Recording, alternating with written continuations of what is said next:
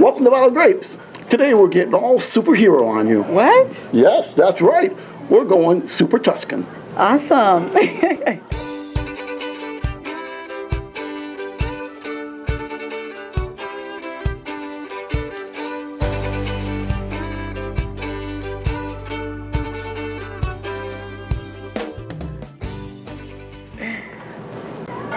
Welcome to Bottle Grapes. Today we are at Caro Mio's here in Ravenswood, and we are bringing out two great Super Tuscan. I love a Super Tuscan, and I have to tell you something. For a long time, I was really confused about what a Super Tuscan is, and there were all these like crazy definitions going around. So, why did you pick these? And then let's talk a little bit about what is a Super Tuscan. Well, as you know, Chianti being the most known varietal and the most known type of wine throughout the region, and everybody, when you talk Italian, everybody's thinking of Chianti.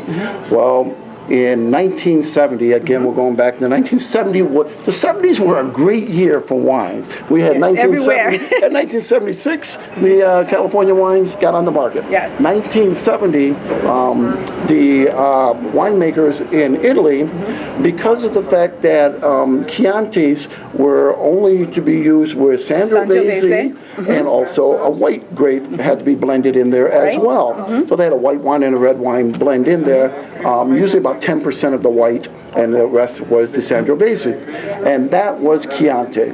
Well, a lot of the winemakers in the 1960s started seeing a decline in the wine. And they knew they could make a better wine, so what they wanted to do then was start to blend, but they knew that's going against the regulation. Yes, right? regulation. Regulation of the DOC, the DOCG. So they basically formed their own little committee type thing, which is the... A bunch of rebels. Yes, exactly.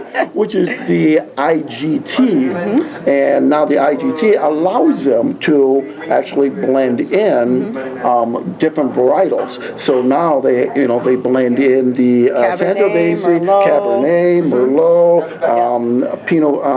Petit Verdot is another one. Oh, yes. Wonderful. Okay, I was aware of that. So if you want to think of it as the meritage of the Italian wines. Yeah.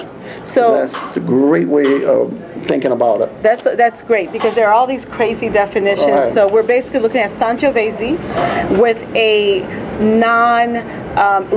with a different grape blended into it. That's correct. So, and the different grape being the grape that is not necessarily approved by the DOC or the OCG. Okay. Correct. All right. So tell us what you brought for us today. Well, the first one I brought is the Serpinilio here, 2012. Okay. It is a from the Rosa Tuscan area. Okay. And this here. Can you give me a little rinse? Yeah, maybe a little rinse out for it.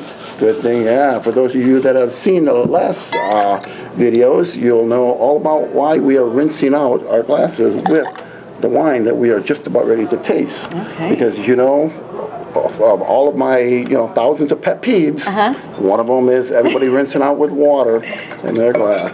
So, all right. Well, I mean, we have a beautiful, bright brick red. No, it's not brick. It's more like a ruby red. More like a ruby red. Actually, with a light pink rim.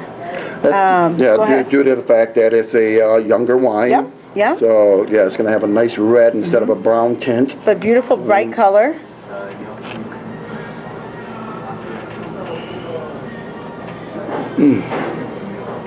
Now, I had to smell it twice because we are surrounded by this beautiful aroma of like something being charred on the grill. It's called Krunch masculinity. Oh, that's what wow. it is. It's all charred. Okay, I thought it was steak, but there's some meat on the grill. There's meat on the grill. I'm the other white meat. This show is just too much. Rated R? Okay, let's go back to drinking wine. Let's go back to the wine. You know what? The aromatics are really delicate on this. Right. Yeah, Right. I'm having a really hard time picking up. I am picking up a little bit of berry, Yeah. but it is soft. It's not this really Predominant. predominant, Right. yeah, in your face. The aromatics are very low. Right. So, And a good trick to be able to get aromatic when you have a low wine like that, good thing, actually cover it with your hand. Okay. Cover with your hand, spin it. You know, so you get it all loose, and then open it up. oh, much better. Yeah. Look at you. Yeah. Oh, you're not And you just a get it. pretty face. I'm more useless than just being on camera. And the other white meat. So you Okay. you get a little bit of the berries. Yeah, a little bit of berries, a little bit of wood in there. All right, let's see what we got on the It's nice, palate. it's subtle, it's not too big, it's not going to be the predominant characteristic of this wine. Yep, So, yep.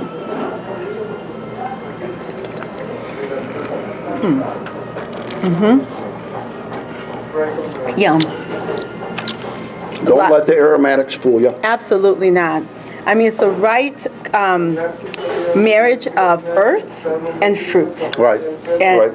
You get that nice dryness on the back, Yeah. that nice earthy flavor. Very nice acidity. Yeah, the little fruit, the fruit is sitting up there on the front, hanging on there saying, okay, okay, okay, let's go, let's go. That earth in the back right there saying, slow down, Yeah, folks. yeah. It's got my mouth watering. Because it has that really nice acidity, which you Yes. expect from a Sangiovese. Of course. Yeah. Really nice, really nice. Like it. Like I said, aromatics aren't everything.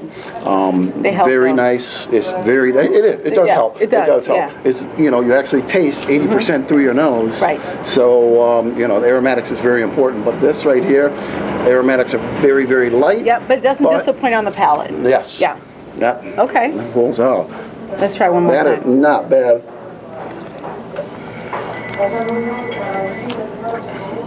I like it. I like that. That's really nice. It's- Very earthy. I'm definitely wanting some sausage, some grilled sausage. I don't know if it's because that's what I smell, but Yeah. I think this would pair really nice with something like Yeah, that. I want some spaghetti with some big meatballs on there, some Parmesan cheese Okay, slapped on top. spaghetti with sausage.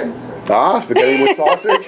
And then a Throwing on nice some- marinara sauce. Yeah. Throwing some goat cheese on top of Oh, yeah, okay. that. We're all set. Got Sorry, some? we put in our order. Yes. All right. All right. So Next. another wine that with this one I actually literally always have at home. This is to me one of my favorites.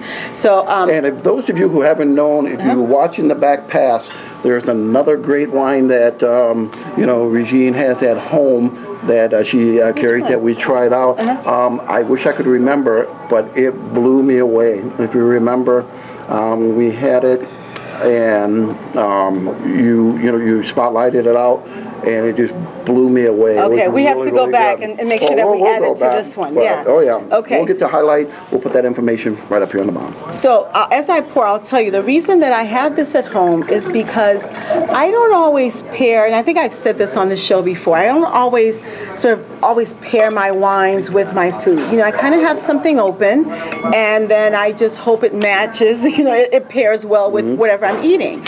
And to me, this wine is really versatile. So it's Carpenetto, and then it's pronounced Di Gaiolo. Carpenetto di Gaiolo, and I've been drinking this wine for years. It is 80% Sangiovese and then 20% Cabernet Sauvignon. So let's see if you like it as That's much good. as I do. Very nice color. Right. Pretty much the same. Yeah, as the very Serpentine, similar. Yeah. very Yeah. similar. It seems like the center of the Carpenetto is a little bit Darker. deeper, darker. Yeah, a little darker in the colors. They're really nice. More aromatic. This has got that big cherry aromatic. Yeah. But it's still not as, it's not as aromatic as you would anticipate that Right. just by looking at it. Right. The aromatics are low on both of these wines Right, to right, me. right. It's not blowing my hair back. No. But it's what's left of my hair. But it I wasn't going to definitely- say it. I was not going to say it. But it definitely has more than the first one. Yes. It definitely puts you'll definitely know what you're getting right there. There's my teacher for my last certification hates when I say light, low, he Yep. always says it is or it isn't. Right. But I'm going to say it, there is just a light gaminess to this to me. It has yes, it has a little bit of hint of, that venison, that venison smell. For those who have been out of the Chicago market and have been like up north in Michigan or Wisconsin and shot your deer and been out on the woods and you ripped get it a little open. bit of that. It's that manly man, More meat on the grill. But that definitely has that nice little gamey aromatics into it. Yep. So let's see what we get on the palate.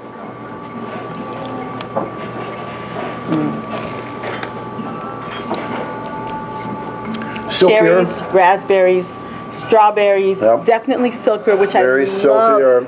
Yep. Yeah, this is to me a wine that is just enjoyable to drink. The way Yes. it feels in the mouth. There's some good acidities, not as acidic as the first one that we tried. That's correct. But this pairs with so many different things. Do you have a thought? Oh yeah, this would definitely pair with any of the cheese, anything with cheese, any pastas. Kind of like this is going to be that nice, marinara sauce.